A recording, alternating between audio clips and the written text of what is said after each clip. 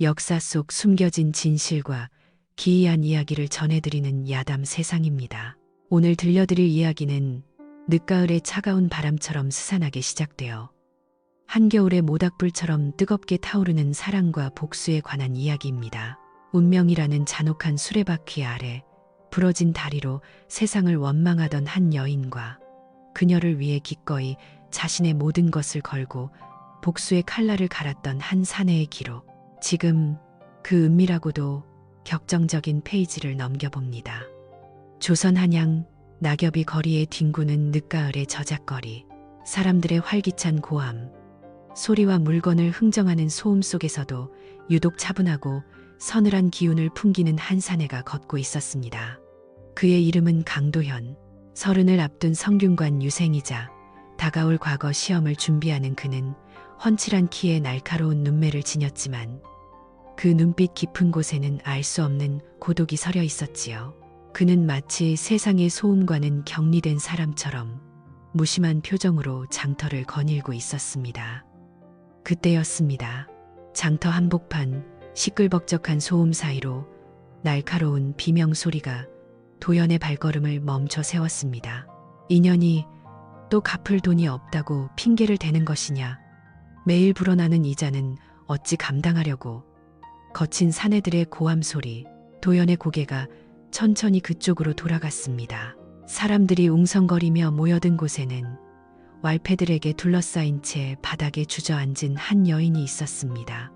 깨진 항아리 조각과 바닥에 흩어진 보리쌀, 그 초라한 풍경 속에 여인은 고개를 숙인 채 떨고 있었지요.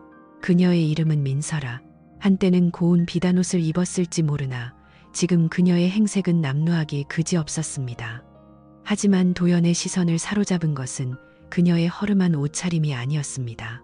주저앉은 그녀의 치마 아래로 비스듬히 놓인 낡은 목발. 그녀는 다리를 쓰지 못하는 불구였습니다. 제발, 조금만 더 시간을 주시오. 어머니의 병환이 너무 깊어 약값으로 다 썼습니다. 설아의 목소리는 가늘게 떨렸지만 그 안에는 묘한 기품이 서려 있었습니다. 보통의 여인네라면 왈패들 앞에서 울며불며 살려달라 애원했을 터이나 그녀는 입술을 꽉 깨문 채 눈물을 보이지 않으려 애쓰고 있었지요. 왈패 중 우두머리로 보이는 자가 킬킬거리며 설아의 턱을 거칠게 잡았습니다. 돈을 갚을 능력이 안 되면 몸으로라도 갚아야지 않겠느냐. 다리는 병신이라도 얼굴은 꽤 반반하니 기방에 팔아넘기면 원금 정도는 건지겠구나. 그들이 설아의 몸에 손을 대려는 찰나 군중을 가르고 한 그림자가 그들 앞을 막아섰습니다. 강도연이었습니다. 그 더러운 손 치우지 못하겠느냐. 낮지만 묵직한 저음, 서늘한 살기가 왈패들의 등골을 오싹하게 만들었습니다. 왈패들이 흠칫하며 뒤를 돌아보자 도연이 차가운 눈빛으로 그들을 내려다보고 있었지요. 이건 또 무슨 귀하신 새님인가. 책이나 읽을 것이지. 남의 장사에 회방을 놓으시면 곤란한데. 왈패들이 비웃으며 주먹을 휘둘렀습니다. 그러나 그 주먹은 도연의 옷자락조차 스치지 못했습니다. 도연은 새님처럼 고운 외모와 달리 어린 시절부터 무예를 익혀온 숨은 고수였습니다. 순식간이었습니다. 도연의 손이 왈패의 손목을 낚아채 비틀고 둔탁한 타격음과 함께 거구의 사내들이 바닥으로 나뒹굴었습니다. 흙먼지가 피어오르는 그 짧은 순간 도연의 움직임은 마치 춤을 추듯 우아하고 절도가 있었습니다. 바닥에 처박힌 왈패들이 신음을 토해내자 도연은 옷 매무새 하나 흐트러지지 않은 채 품에서 엽전 꾸러미를 꺼내 던졌습니다. 원금 단 5냥. 이자는 너희들이 저 여인에게 준 공포와 모욕으로 퉁치겠다. 더 이상 저 여인을 괴롭힌다면 그땐 내 손이 아니라 관아의 형틀이 너희를 기다릴 것이다. 돈을 챙긴 왈패들은 도연의 기세에 눌려 꽁무니를 빼고 도망쳤습니다. 순식간에 벌어진 일에 구경꾼들도 하나둘 흩어지고 장터에는 다시 어색한 정적만이 감돌았습니다. 도연은 그제야 바닥에 주저앉은 설아에게 다가갔습니다. 그리고 무릎을 굽혀 그녀와 눈높이를 맞추었지요. 가까이서 본 그녀의 얼굴은 창백했지만 눈동자만은 깊고 맑았습니다. 마치 진흙 속에 핀 연꽃처럼 고통 속에서도 꺾이지 않은 자존심이 그 눈빛에 담겨 있었습니다. 괜찮소. 다친 데는 없소. 도연의 부드러운 물음에 설아는 멍하니 그를 올려다보았습니다. 태어나 처음 느껴보는 낯선 사내의 온기. 왈패들의 폭력보다 더 강렬하게 그녀의 심장을 뛰게 만든 것은 바로 도연의 그 걱정 어린 눈빛이었습니다. 네, 저는 괜찮습니다. 선비님 덕분에 위기를 모면했습니다. 허나 저 때문에 귀하신 분이 험한 꼴을 당하실 뻔했습니다. 설아는 황급히 깨진 항아리 조각을 치우고 흙이 묻은 보리쌀을 손으로 쓸어 담기 시작했습니다. 한 톨이라도 아까워 떨리는 손으로 쌀을 줍는 그녀의 모습, 그리고 짚고 일어서려는 낡은 목발, 그 위태로운 모습이 도연의 가슴 한구석을 찌르듯 아프게 파고들었습니다. 댁이 어디여? 내 발에다 드리리다. 도연이 손을 내밀었지만 설아는 정중히 그러나 단호하게 고개를 저었습니다. 아니요. 베풀어 주신 은혜만으로도 차고 넘칩니다. 제 누추한 꼴을 더 보이고 싶지 않으니 부디 못 본 척 지나가 주십시오. 설아는 목발을 짚고 절뚝이며 힘겹게 걸음을 옮겼습니다. 흙투성이가 된 치마자락을 끌며 사람들 시선을 피해 골목으로 사라지는 그녀의 뒷모습. 그 쓸쓸하고도 위태로운 뒷모습에서 도연은 시선을 뗄 수가 없었습니다. 마치 자석에 이끌리듯 도연은 그녀가 모르게 일정한 거리를 두고 그녀의 뒤를 밟기 시작했습니다. 어둠이 내리기 시작한 한양의 외곽, 차가운 늦가을 바람이 옷깃을 파고드는 시간. 설아는 한참을 걸어 인적 드문 산비탈의 허름한 초가집으로 들어갔습니다. 담장은 무너져 내렸고 문짝은 금방이라도 떨어질 듯 위태로워 보이는 집. 그곳은 집이라기보다는 비바람을 겨우 피할 수 있는 움막에 가까웠습니다. 도연은 멀찍이 서서 그 집을 바라보았습니다. 방 안에서는 쿨럭거리는 노파의 기침 소리가 들려왔고 설아는 마루에 앉아 아까 주워온 흙 묻은 보리쌀을 씻고 있었습니다. 차가운 우물물에 손을 담그고 돌을 골라내며 쌀을 씻는 그녀의 손등은 붉게 터져 있었습니다. 저리도 가녀린 몸으로 어찌 저런 짐을 홀로 지고 있단 말인가. 도연은 알 수 없는 감정에 휩싸였습니다. 단순히 불쌍하다는 연민과는 달랐습니다. 왈패들 앞에서도 굽히지 않던 그녀의 눈빛이 자꾸만 어른거렸습니다. 그는 성균관 유생으로서 수많은 책을 읽고 대의명분을 논했으나 정작 백성의 삶이 이토록 처참하다는 것은 책 속의 글자로만 배웠을 뿐이었습니다. 오늘 그가 마주한 설아라는 여인은 그에게 책 밖에 살아있는 아프고도 시린 현실이었습니다. 그날 밤 도연은 쉽게 잠을 이루지 못했습니다. 눈을 감으면 절뚝이며 걷던 설아의 뒷모습이 떠올랐고 귀를 막으면 그녀 어머니의 기침 소리가 들리는 듯 했습니다. 그는 결심한 듯 자리에서 일어났습니다. 그리고 서탁에 앉아 붓을 들지 않고 옷을 갈아입었습니다. 다음 날 정오, 설아의 집에 낯선 소달구지가 도착했습니다. 쌀 한 가마니와 겨우내 갬 수 있는 장작, 그리고 두툼한 소미불이 실려 있었습니다. 이게 다 무엇입니까? 저는 주문한 적이 없는데요. 설아가 놀라 묻자 짐꾼은 땀을 닦으며 말했습니다. 어떤 젊은 선비님께서 값을 다 치르시고 이리로 보내라 하셨소. 이름은 밝히지 말라 하시더이다. 설아의 가슴이 쿵하고 내려앉았습니다. 뇌리를 스치는 단 한 사람. 어제 장터에서 자신을 구해주었던 그 선비. 이름도 묻지 못했던 차가워 보이지만 따뜻한 눈을 가진 그 남자. 키가 크고 눈매가 날카로운 분이셨습니까? 오, 맞소. 아주 귀골이 흐르는 양반이었지. 짐꾼이 쌀독에 쌀을 채우고 돌아간 뒤 설아는 마루에 앉아 한참 동안 멍하니 마당을 바라보았습니다. 텅 비어있던 쌀독이 가득 차고 헛간에 장작이 쌓인 풍경이 믿기지 않았습니다. 하지만 그 풍요로움보다 그녀의 마음을 더 흔든 것은 누군가 자신을 지켜보고 있다는 사실. 세상에 홀로 버려진 줄 알았던 자신에게 누군가 손을 내밀어 주었다는 따뜻한 위로였습니다. 그러나 설아는 고개를 저었습니다. 안 돼. 나는 죄인의 딸이야. 역적의 자식인 내가 감히 누군가의 마음을 받아서는 안 돼. 그녀는 스스로에게 되뇌었습니다. 자신의 아버지는 10년 전 영모제를 뒤집어쓰고 처형당한 대사원 구자경이었습니다. 가문은 멸문지화를 당했고 자신과 어머니는 겨우 목숨만 부지한 채 이곳으로 숨어들어온 도망자 신세였으니까요. 그녀에게 사랑이나 행복은 사치이자 언젠가 또다시 깨져버릴 독이 든 성배와 같았습니다. 하지만 운명은 그녀의 의지와는 다르게 흘러가고 있었습니다. 그날 이후로도 보이지 않는 손길은 계속되었습니다. 무너진 담장이 밤새 말끔하게 고쳐져 있기도 했고 아픈 어머니를 위한 귀한 약재가 마루 위에 놓여 있기도 했습니다. 도연은 결코 모습을 드러내지 않았습니다. 그저 밤의 그림자처럼 혹은 수호신처럼 그녀의 주변을 맴돌며 묵묵히 그녀의 삶을 지탱해주고 있었습니다. 설아는 밤마다 문살 틈으로 밖을 내다보았습니다. 어둠 속에 누군가 서 있는 것 같은 느낌. 바람 소리일까? 아니면 그 사람의 숨소리일까? 그녀는 두려움과 설렘이 뒤섞인 기묘한 감정 속에서 보이지 않는 그 사내를 기다리기 시작했습니다. 차가운 겨울밤, 눈이 소복이 쌓이던 어느 날이었습니다. 설아의 어머니 병세가 급격히 악화되었습니다. 각혈을 하며 숨을 몰아쉬는 어머니를 붙잡고 설아는 오열했습니다. 어머니, 정신 차리세요.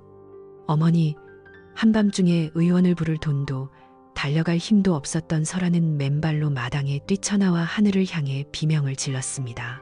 누구 없어요. 제발, 제발, 우리 어머니 좀 살려주세요. 그 절박한 외침이 눈 내리는 밤하늘에 메아리쳤습니다. 그때였습니다. 마치 그녀의 비명을 기다리기라도 했던 것처럼 살인문이 거칠게 열리며 누군가 뛰어들어왔습니다. 하얀 눈을 맞으며 서 있는 사내 강도현이었습니다. 도연은 망설임 없이 설아를 지나쳐 방 안으로 뛰어들어갔습니다. 식은땀을 흘리며 사경을 헤매는 노파의 상태를 확인한 그는 곧바로 자신의 겉옷을 벗어 노파를 덮어주었습니다. 그리고 밖을 향해 소리쳤습니다. 의원, 어서 들어오시게. 도연의 뒤를 이어 숨을 헐떡이며 의원이 뛰어들어왔습니다. 도연이 미리 의원을 대동하고 왔던 것입니다. 그는 이미 설아의 집 사정을 짐작하고 만약의 사태를 대비해 한양에서 용하다는 의원을 억지로 끌고 온 참이었습니다. 의원은 재빨리 침을 놓고 탕약을 준비했습니다.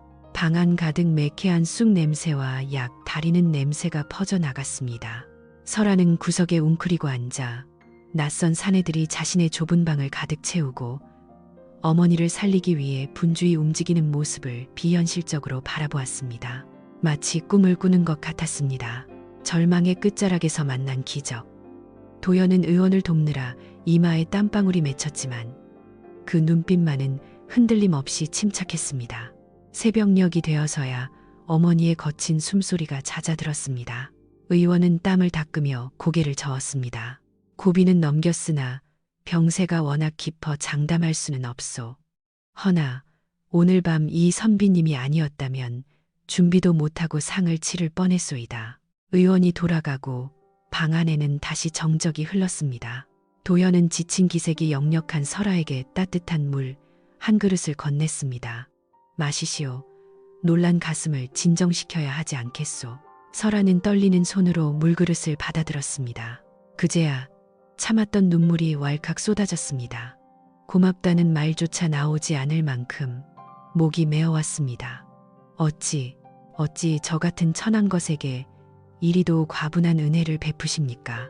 저는 갚을 길도 능력도 없는 죄인의 딸입니다. 설아의 자주 섞인 고백에도 도연은 놀라는 기색이 없었습니다. 그는 그저 묵묵히 설아를 바라보다가 나직하고 단호한 목소리로 말했습니다. 죄인의 딸이라서 도운 것이 아니요. 그저 당신이 거기 있었기 때문이요. 차가운 바닥에서 홀로 울고 있는 당신을 차마 외면할 수 없었을 뿐이요. 그러니 갚을 생각일랑 하지 마시오. 내가 좋아서 한 일이니. 그날 이후 도연은 설아의 삶 깊숙이 들어왔습니다. 그는 과거 시험 준비로 바쁜 와중에도 틈틈이 들러 곶감을 채워주고 쌀독을 확인했습니다. 두 사람 사이에는 많은 말이 오가지 않았습니다. 그저 마루 끝에 앉아 함께 내리는 눈을 바라보거나 도연이 가져온 책을 설아가 읽어주는 소소한 시간들이 쌓여갔습니다. 차가웠던 설아의 마음에 조금씩 봄눈 녹듯 따스한 감정이 스며들기 시작했습니다. 그녀는 처음으로 살고 싶다는 생각을 했습니다. 이 남자 곁에서 아주 잠시라도 평범한 여인으로 웃고 싶다는 욕심이 생겼습니다. 하지만 운명은 가혹했습니다. 겨울이 지나고 매화가 꽃망울을 터뜨리던 어느 봄날, 설아의 어머니는 결국 세상을 떠나고 말았습니다. 도연이 마련해준 약 덕분에 고통 없이 편안하게 눈을 감았지만 설아에게 남겨진 것은 뼈저린 고독뿐이었습니다. 어머니의 장례는 도연의 도움으로 조촐하지만 정성스럽게 치러졌습니다. 산중턱 양지 바른 곳에 어머니를 묻고 돌아온 날 밤, 설아는 텅 빈 방 안에 홀로 앉아 있었습니다. 어머니의 빈자리가 주는 공허함, 그리고 이제 세상에 정말로 혼자 남겨졌다는 두려움이 밀려왔습니다. 이제 어머니도 안 계시니 내가 살아야 할 이유가 무엇인가? 설아의 시선이 부엌 구석으로 향했습니다. 그곳에는 오래전부터 숨겨두었던 작은 약병이 있었습니다. 비상비소. 그녀는 언젠가 어머니가 돌아가시면 뒤를 따르리라 수없이 다짐하며 준비해둔 독약이었습니다. 절뚝거리는 다리, 역적의 딸이라는 멍에, 그리고 짐만 될 뿐인 자신의 처지. 그녀는 도연에게 더 이상 폐를 끼치고 싶지 않았습니다. 그것이 그녀가 할 수 있는 마지막 사랑이라 여겼습니다. 설아는 떨리는 손으로 약병을 들었습니다. 달빛이 문살을 타고 넘어와 약병을 비추었습니다. 선비님, 부디 좋은 분 만나 행복하십시오. 다음 생이 있다면 그때는 온전한 몸으로 태어나 선비님을 모시겠습니다. 그녀가 눈을 질끈 감고 약병을 입으로 가져가려는 순간이었습니다. 쾅! 거친 소리와 함께 방문이 벌컥 열렸습니다. 놀란 설아가 약병을 떨어뜨렸습니다. 문 앞에는 숨을 헐떡이는 도연이 서 있었습니다. 평소의 냉철한 모습은 온데간데 없고 그의 눈은 붉게 충혈되어 있었습니다. 의원에게서 설아의 상태가 심상치 않다는 말을 전해 듣고 성균관에서부터 한달음에 달려온 것이었습니다. 바닥에 뒹구는 약병을 본 도연의 얼굴이 무섭게 일그러졌습니다. 그는 성큼성큼 다가와 설아의 어깨를 거칠게 움켜쥐었습니다. 이게 무슨 짓입니까? 지금 내 눈앞에서 뭘 하려던 것입니까? 도연의 고함에 설아는 하염없이 눈물을 흘리며 고개를 저었습니다. 저를 내버려 두십시오. 저는 살 가치가 없는 여인입니다. 선비님께 짐만 될 뿐입니다. 어머니도 가셨으니 이제 저도 편해지고 싶습니다. 도망치지 마십시오. 도연의 외침이 설아의 말을 잘랐습니다. 그의 목소리에는 분노와 함께 깊은 슬픔이 배어 있었습니다. 당신이 죽으면 당신을 살리기 위해 애썼던 내 정성은 무엇이 됩니까? 당신이 사라지면 이 세상에 홀로 남을 나는 어찌하란 말입니까? 설아는 멍하니 도연을 바라보았습니다. 그의 눈에서 흐르는 뜨거운 눈물, 그것은 연민이 아니었습니다. 그것은 사무치는 연모 사랑이었습니다. 나는 당신을 동정한 것이 아닙니다. 당신을 마음에 담은 순간부터 내 세상은 온통 당신이었습니다. 그런데 나를 두고 죽겠다니요. 정녕 내 마음을 이리도 잔인하게 짓밟으실 겁니까? 도연은 설아를 와락 끌어안았습니다. 거친 숨소리와 빠르게 뛰는 심장 소리가 고스란히 설아에게 전해졌습니다. 그의 품은 뜨거웠고 절박했습니다. 설아는 그의 옷자락을 꽉 쥐고 소리내어 울었습니다. 죽음의 문턱에서 자신을 붙잡아준 사람, 자신의 초라한 모습까지도 사랑해주는 사람, 한참을 그렇게 서로를 부둥켜 안고 울던 두 사람. 도연이 설아의 젖은 얼굴을 감싸쥐고 그녀의 눈을 똑바로 바라보며 말했습니다.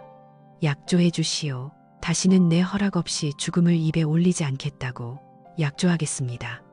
그리고 하나 더. 도연의 눈빛이 깊어졌습니다. 그는 잠시 망설이다가 비장한 각오를 다진 듯 말을 이었습니다.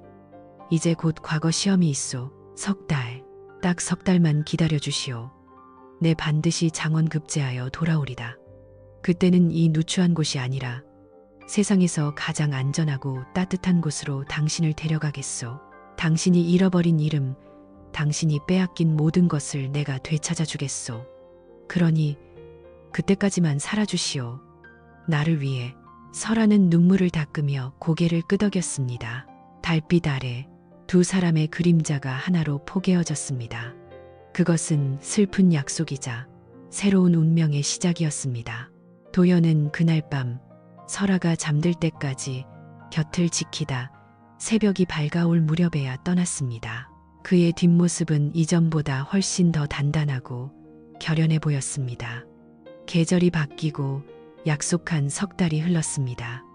한양의 거리가 시끌벅적해졌습니다. 과거 급제자를 알리는 방이 붙고 어사와 임금이 하사한 꼴을 꽂은 장원 급제자의 행렬이 거리를 메웠습니다. 사람들의 환호성 속에서 말을 타고 위풍당당하게 들어오는 사내.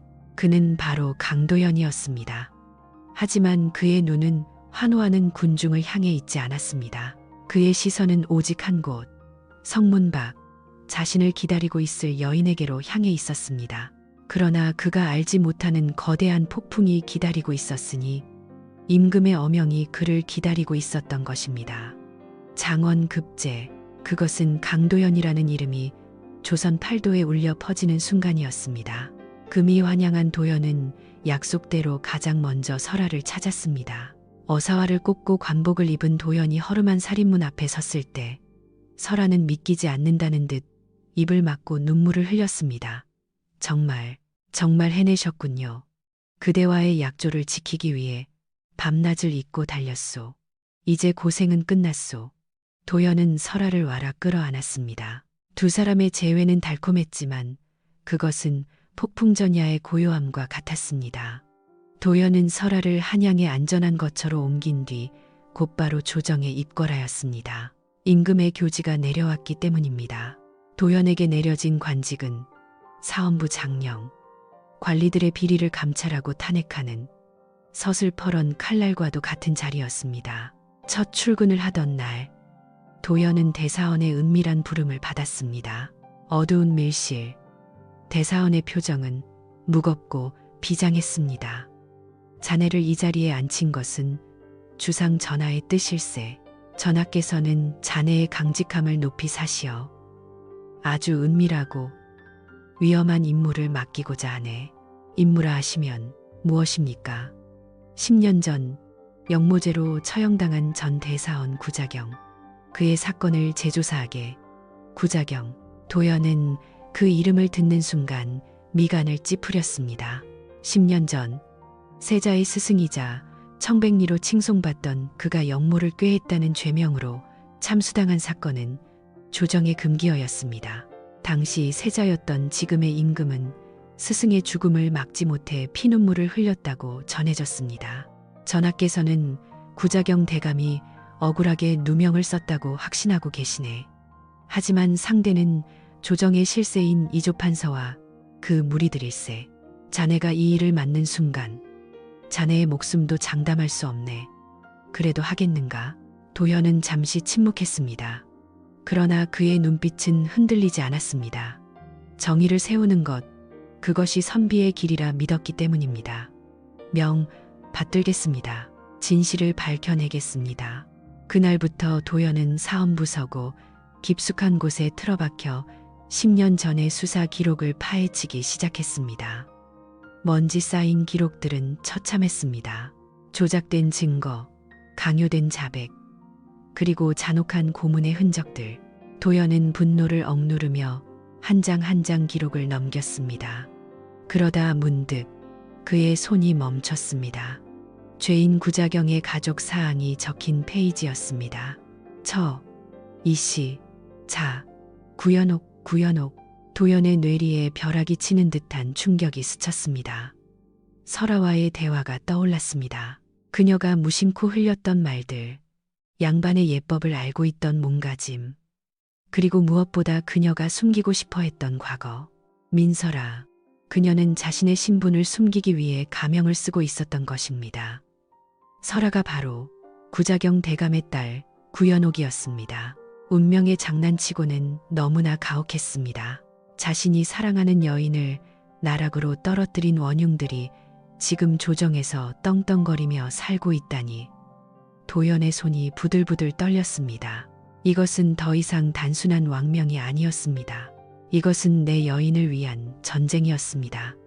반드시 내 손으로 그놈들의 목을 치겠다. 도연의 눈빛이 매섭게 변했습니다. 그는 치밀하게 움직이기 시작했습니다. 낮에는 평범한 업무를 보는 척하며 적들을 안심시켰고, 밤에는 검은 복면을 쓰고 정보원들을 만나 증거를 수집했습니다. 그는 사건 당시 구자경을 모함했던 자들이 모두 이조판서의 사주를 받았다는 정황을 포착했습니다. 하지만 심증만 있을 뿐 결정적인 물증이 없었습니다. 이조판서는 늙은 여우처럼 교활해서 자신의 흔적을 털끝만큼도 남기지 않았던 것입니다. 조사가 난항에 빠져가던 어느 날 밤, 도연의 처소로 누군가 은밀히 찾아왔습니다. 그는 사헌부의 말단 감찰이었습니다. 그는 주위를 두리번거리더니 품속에서 낡고 누렇게 바랜 봉투 하나를 꺼내 도연 앞에 내밀었습니다. 장령나리, 이것을 보십시오. 제 아버님께서 돌아가시기 전에 남기신 유품입니다. 언젠가 정의로운 분이 나타나면 전해달라 하셨습니다. 도연은 떨리는 손으로 봉투를 열었습니다. 그 안에는 피로 쓴 듯 붉은 글씨가 적힌 서찰이 들어 있었습니다. 그것은 바로 10년 전 죽음을 앞둔 구자경 대감이 옥중에서 몰래 남긴 혈서였습니다. 나는 결백하다. 이 모든 역모의 시나리오는 이조판서가 꾸민 것이다. 그가 세자를 폐위하고 권력을 독차지하려던 계획을 내가 막아서자 나를 역적으로 몰았다. 내 비록 죽으나 진실은 언젠가 밝혀지리라. 결정적 증거였습니다. 이조판서의 역모 계획이 낱낱이 적힌, 그야말로 적의 심장을 찌를 수 있는 칼이 도연의 손에 들어온 것입니다. 도연은 혈서를 품에 깊이 넣으며 감찰의 손을 잡았습니다. 자네가 큰일을 했네. 이 빚은 내 목숨을 걸고 갚겠네. 이제 반격의 시간입니다. 하지만 도연은 서두르지 않았습니다. 쥐도 궁지에 몰리면 고양이를 무는 법. 그는 적들을 한 번에 일망타진할 완벽한 덫을 놓기 시작했습니다. 도연은 일부러 정보를 흘렸습니다. 자신이 결정적 증거를 찾지 못해 수사를 종결하려 한다는 거짓 소문을 퍼뜨린 것입니다. 역시 애송이로군. 감히 우리를 건드려. 이조판서는 안심하며 승리의 미소를 지었습니다. 그리고 그 방심을 틈타 도연은 이조판서의 최측근이자 과거 위증을 했던 자의 은신처를 급습했습니다. 쾅! 문이 부서지며 관군들이 들이닥쳤습니다. 술판을 벌이고 있던 죄인은 혼비백산하여 도망치려 했으나 도연의 발길질 한 번에 나가 떨어졌습니다. 도연은 차가운 눈빛으로 칼을 뽑아 그의 목에 겨누었습니다. 살고 싶으면 입을 열어라. 내 놈 뒤에 누가 있는지, 10년 전 그날 밤 무슨 일이 있었는지 토설하지 않으면 이 칼이 내 혀를 먼저 벨 것이다. 서슬퍼런 살기에 눌린 죄인은 오줌을 지리며 바닥에 머리를 세섰습니다. 자, 잘못했습니다. 다 말하겠습니다. 이판대감, 이조판서 대감이 시킨 일입니다. 모든 퍼즐이 맞춰졌습니다. 증인과 물증, 모든 것을 손에 쥔 도연. 이제 남은 것은 단 하나, 가장 높은 곳에서 가장 화려하게 그들의 죄를 단죄하는 것뿐이었습니다. 도연은 밤하늘을 올려다보았습니다. 보름달이 구름에 가려져 스산한 빛을 내뿜고 있었습니다. 그는 설아가 있는 곳을 향해 마음속으로 속삭였습니다. 기다려 주시오, 설아. 내 당신의 잃어버린 이름을 되찾아 당신 앞에 당당히 서겠소. 이제 사냥을 시작할 시간이요. 다음 날 아침, 도연은 핏빛처럼 붉은 관복을 입고 입궐했습니다. 그의 소매 안에는 구자경 대감의 혈서가, 그리고 그의 가슴 속에는 식지 않는 복수의 불꽃이 타오르고 있었습니다. 편전의 공기는 무겁게 가라앉아 있었습니다. 임금과 대신들이 모인 조회 시간. 이조판서는 여느 때와 다름없이 오만하고 당당한 표정으로 서 있었습니다. 도연은 그 모습을 차갑게 응시하며 앞으로 나아갔습니다. 전하, 아뢰옵니다. 신, 사헌부 장령 강도현. 오늘 조정에 뿌리 박힌 썩은 환부를 도려내고 10년 전 억울하게 죽은 충신의 한을 풀고자 합니다. 도현의 우렁찬 목소리에 장내가 술렁거렸습니다. 이조판서의 눈썹이 꿈틀거렸습니다. 이게 무슨 망발인가. 감히 어전에서 썩은 환부라니. 도현은 이조판서의 호통에도 눈 하나 깜짝하지 않았습니다. 오히려 더욱 서늘한 눈빛으로 그를 쏘아보며 품속에서 붉은 혈서를 꺼내 높이 치켜들었습니다.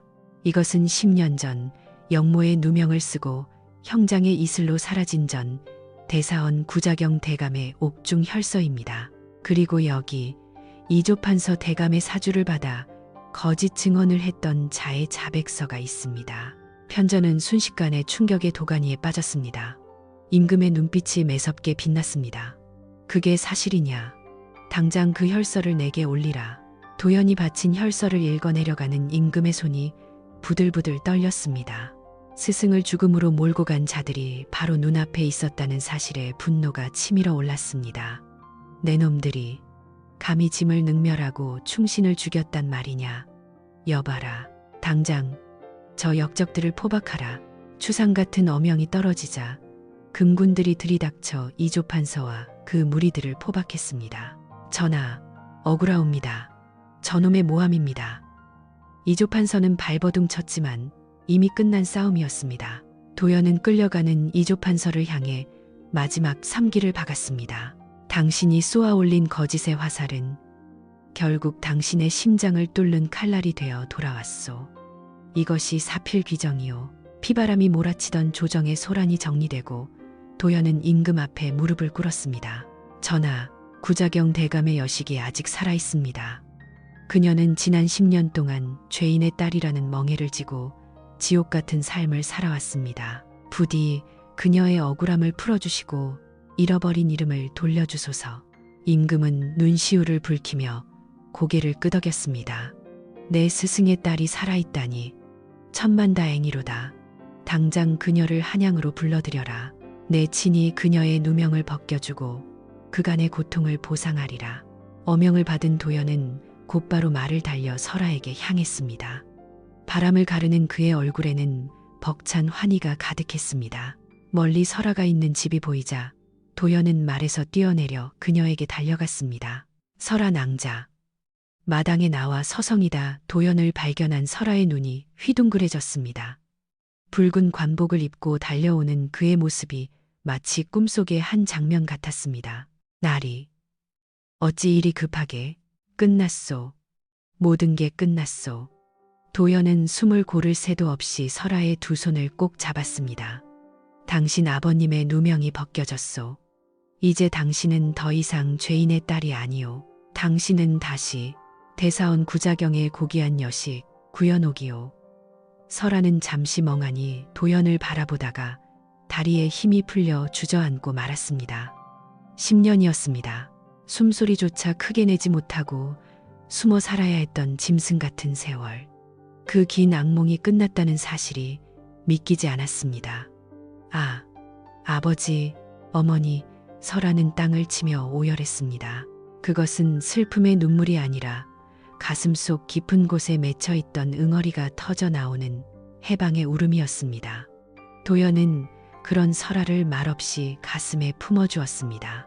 그녀의 눈물이 멈출 때까지 따뜻하게 등을 토닥여 주었습니다. 이제 가십시다. 당신이 원래 있어야 할 곳, 한양으로. 얼마 후 한양에서는 성대한 혼례가 열렸습니다. 임금이 하사한 화려한 저택, 수많은 하객들의 축복 속에서 도연과 설아는 부부의 연을 맺었습니다. 고운 화롯을 입고 연지곤지를 찍은 설아는 눈부시게 아름다웠습니다. 절뚝거리는 다리는 더 이상 흉이 아니었습니다. 그것은 모진 풍파를 견뎌낸 훈장이자 도연이 그녀를 더욱 사랑하고 아끼게 만드는 이유였습니다. 첫날 밤 은은한 촛불 아래 마주 앉은 두 사람. 도연은 설아의 손을 잡고 부드럽게 입을 맞추었습니다. 당신을 만나 사랑한 것은 내 생애 가장 잘한 선택이었소. 벼랑 끝에 핀 꽃이라 해도 나는 기꺼이 그 벼랑을 기어올라 당신을 꺾어 품었을 것이오. 설아는 수줍게 미소 지으며 도연의 품에 안겼습니다. 나리, 아니, 서방님, 제 인생의 겨울을 끝내주셔서 감사합니다. 이제 저의 모든 계절은 당신일 것입니다. 창밖에는 봄비가 보슬보슬 내리고 두 사람의 그림자는 촛불 아래 하나로 일렁였습니다. 고통과 시련을 넘어선 사랑은 그렇게 더욱 단단하고 깊어져 갔습니다. 어둠이 깊을수록 별은 더 밝게 빛난다고 합니다. 혹시 지금 인생의 춥고 어두운 터널을 지나고 계신가요? 부디 희망을 놓지 마십시오. 도현과 설아의 이야기처럼 당신의 진심을 알아주고 손 내밀어줄 누군가가 반드시 기다리고 있을 테니까요. 오늘 야담 세상은 여기까지입니다. 여러분의 밤이 따뜻하고 평안하기를 바랍니다.